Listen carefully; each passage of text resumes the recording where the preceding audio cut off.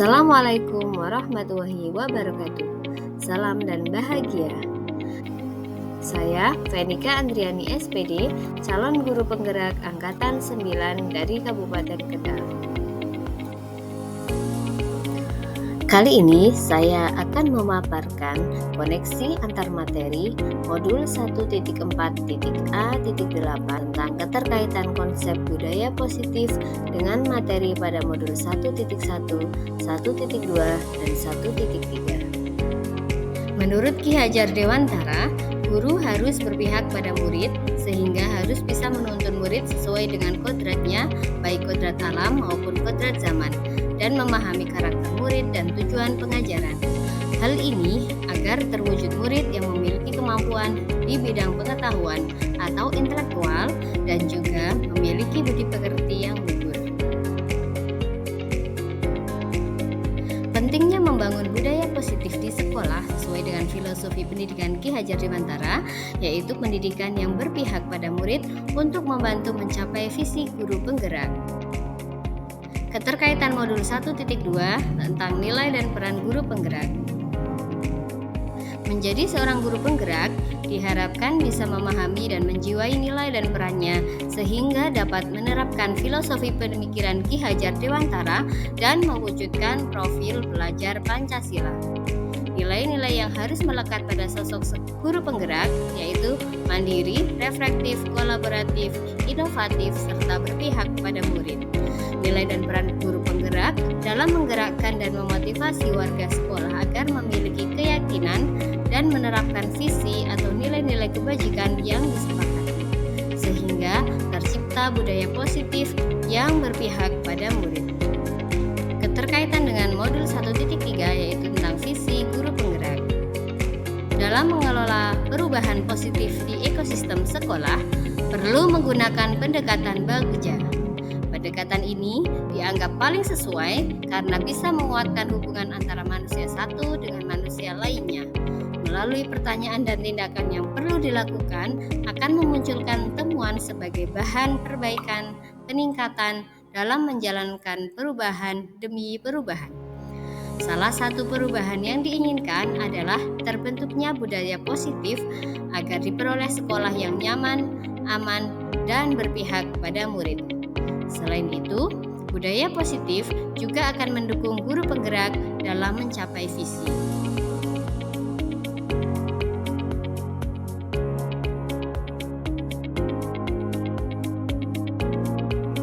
Konsep-konsep inti dalam memahami budaya positif. Yang pertama, makna disiplin. Yang kedua, tujuan disiplin positif. Yang ketiga, perilaku manusia berkaitan dengan hukuman dan penghargaan. Yang keempat, posisi kontrol seorang guru. Yang kelima, pembuatan keyakinan sekolah atau kelas. Dan penerapan segitiga restitusi dalam penyelesaian masalah. Disiplin positif.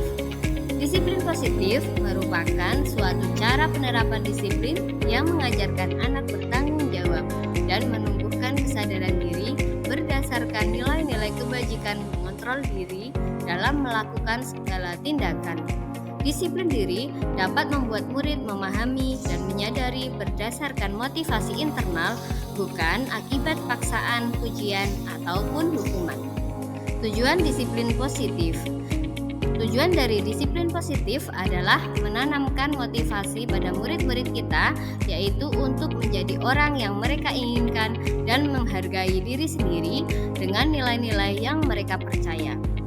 Ketika murid-murid kita memiliki motivasi tersebut, mereka telah memiliki motivasi intrinsik yang berdampak jangka panjang. Motivasi yang tidak akan terpengaruh pada adanya hukuman ataupun hadiah. Mereka akan tetap berperilaku baik dan berlandaskan nilai-nilai kebajikan karena mereka ingin menjadi orang yang menjunjung tinggi nilai-nilai yang mereka hargai atau mencapai suatu tujuan mulia. 3 motivasi perilaku manusia. Terdapat 3 motivasi perilaku manusia menurut Diana Gosing, yaitu 1. Untuk menghindari ketidaknyamanan atau hukuman.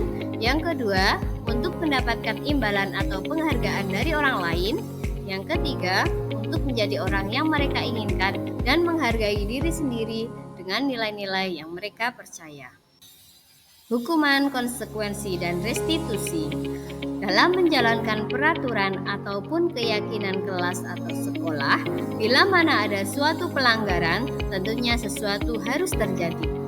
Untuk itu, kita perlu meninjau ulang tindakan penegakan peraturan atau keyakinan kelas atau sekolah kita selama ini.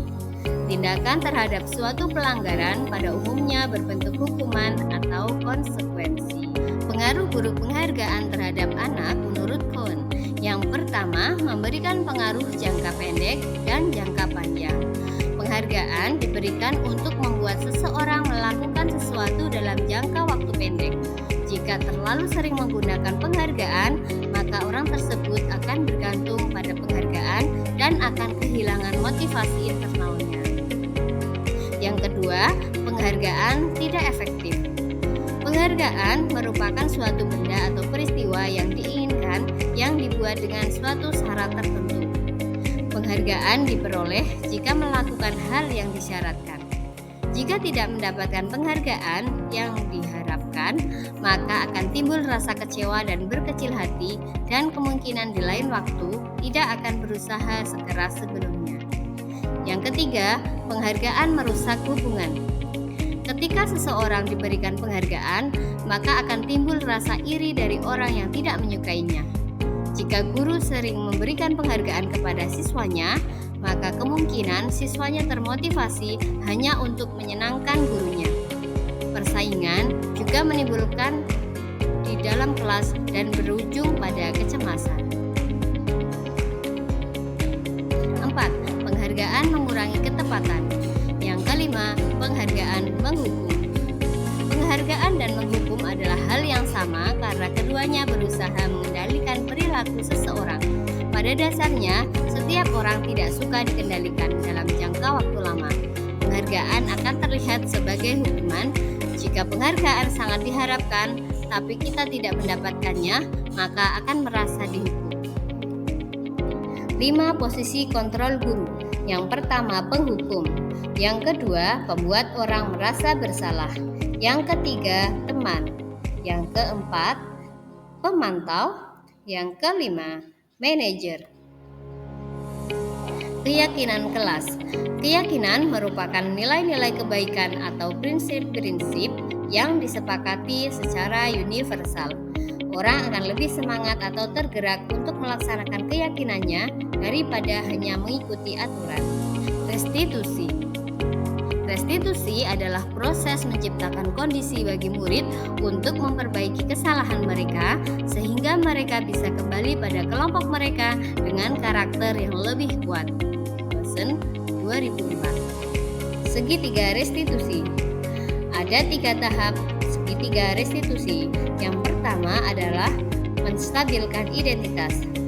Yang kedua, validasi tindakan yang salah. Yang ketiga, menanyakan keyakinan. Kesimpulan mengenai peran saya dalam menciptakan budaya positif di sekolah dengan menerapkan konsep-konsep inti tersebut. Peran saya sebagai guru penggerak adalah dengan membangun budaya positif di sekolah sesuai dengan filosofi pendidikan Ki Hajar Dewantara, yaitu pendidikan yang berpihak kepada murid. Budaya positif ini nantinya akan ikut berpengaruh kepada pencapaian visi guru penggerak dan prakarsa perubahan yang sudah saya buat berdasarkan kanvas Bagja. Budaya positif dapat terwujud jika seorang guru memiliki 5 nilai guru penggerak, yaitu berpihak pada murid, mandiri, reflektif, kolaboratif, dan inovatif, serta mendorong kolaborasi antar semua warga sekolah dengan adanya keyakinan sekolah yang harus disepakati dan diyakini bersama. Salah satu tujuan yang diharapkan sesuai dengan visi guru penggerak adalah terbentuknya budaya positif yang menciptakan lingkungan sekolah yang aman, nyaman, dan berpihak kepada murid. Hal ini dapat diwujudkan menggunakan prakarsa perubahan sesuai dengan kanvas Bagja yang mencerminkan profil pelajar Pancasila. Refleksi. Sejauh mana pemahaman Anda tentang konsep-konsep inti yang telah Anda pelajari di modul ini? Budaya positif dapat dijalankan dengan menerapkan konsep-konsep inti, memahami motivasi perilaku manusia, hukuman dan penghargaan, 5 posisi kontrol seorang guru, pembuatan keyakinan sekolah atau kelas, dan penerapan segitiga restitusi dalam penyelesaian masalah. Hal-hal yang menarik untuk saya dan di luar dugaan, saya mendapatkan wawasan bahwa penghargaan yang selama ini saya anggap baik dan bisa memotivasi anak, ternyata dapat membawa dampak buruk bagi anak. Di antaranya, mematikan kreativitas, dapat merusak hubungan, mengurangi ketepatan, menurunkan kualitas, dan bersifat menghukum. Perubahan apa yang terjadi pada cara berpikir Anda dalam menciptakan budaya positif di kelas maupun sekolah setelah mempelajari modul ini? Sebelum mempelajari modul ini, saya menganggap bahwa hukuman dapat menyelesaikan masalah indisipliner murid.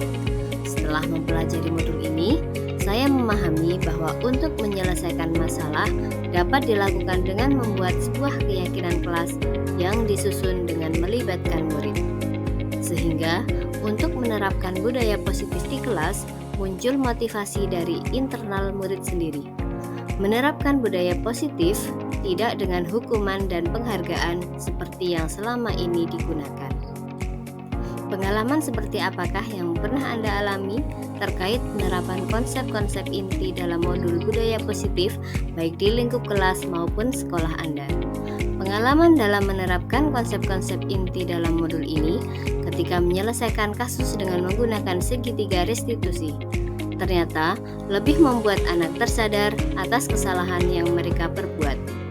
Anak dapat menemukan solusi atas permasalahannya sendiri dan punya komitmen untuk tidak mengulangi kesalahan. Motivasi yang terjadi adalah dari internal murid, bukan paksaan dari guru ataupun orang lain. Bagaimanakah perasaan Anda ketika mengalami hal-hal tersebut? Ketika mengalami hal-hal tersebut, saya merasa lega karena mendapat pencerahan bahwa menerapkan budaya positif itu tidak dengan hukuman dan penghargaan seperti yang selama ini saya gunakan.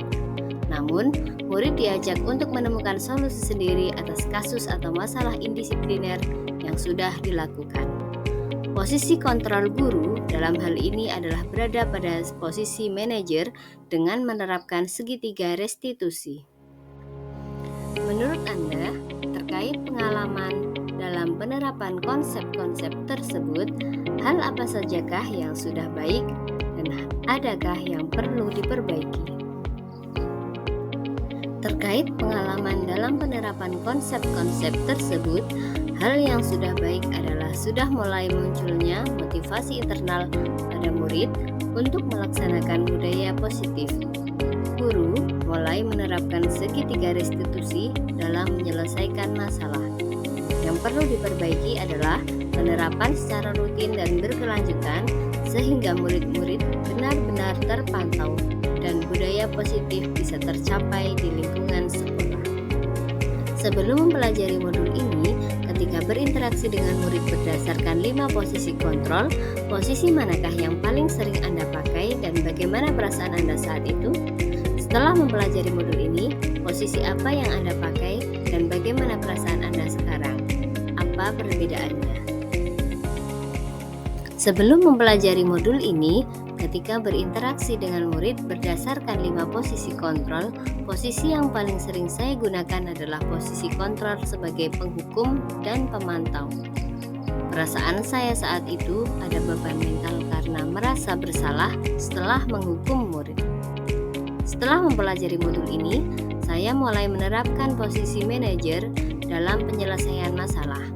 Perasaan saya menjadi sangat tenang dan saya mulai menyadari pentingnya komunikasi yang efektif untuk menumbuhkan rasa tanggung jawab pada murid. Sebelum mempelajari modul ini, pernahkah Anda menerapkan segitiga restitusi? Saya pernah menerapkan, tapi hanya pada tahap menstabilkan identitas dengan mengatakan, Ibu tidak tertarik mencari siapa yang salah, tapi Ibu ingin mencari solusi dari permasalahan ini. Dan validasi tindakan yang salah dengan mengatakan, kamu pasti punya alasan mengapa melakukan hal itu. Selain konsep-konsep yang disampaikan dalam modul ini, adakah hal-hal lain yang menurut Anda penting untuk dipelajari dalam proses menciptakan budaya positif baik di lingkungan kelas maupun sekolah? Melakukan kolaborasi antara sekolah dan orang tua murid agar budaya positif ini jangan hanya dilakukan di kelas atau sekolah saja, namun juga di rumah agar menjadi suatu kebiasaan atau karakter saat berada di lingkungan sekolah atau di lingkungan manapun.